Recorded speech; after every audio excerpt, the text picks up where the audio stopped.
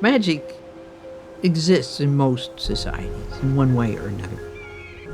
I do make up things that didn't exist before by naming them. I call it Earthsea, and there it is.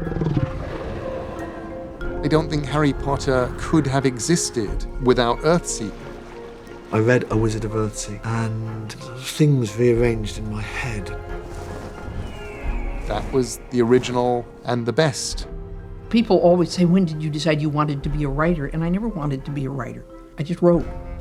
What Ursula was having to navigate was the societal prejudices against science fiction, against the fantastic. I'd like this not to be resigned, but to be rebellious. I want to see science fiction step over the old walls and head right into the next wall and start to break it down, too. When I started writing, the sort of basic assumption about fiction was that men were at the center of it.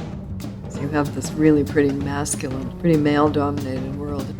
I don't know how many times I was told I write well, but we don't know quite what you're doing.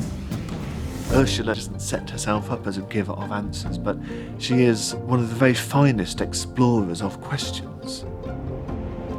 She really began to own herself as someone who has a voice and the authority that goes with that voice and the right to use it. Of course I can write novels with one hand and bring up 3 kids with the other. Yeah, sure, watch me. So what's happened most recently is the broadening of Le Guin's audience and readership. She's being recognized not just as one of our great science fiction and fantasy writers, but one of our great American writers. It's certainly a remarkable writer who can meet you when you're 10 years old and give you something wonderful to read and still be there for you when you're 45 years old and everywhere in between.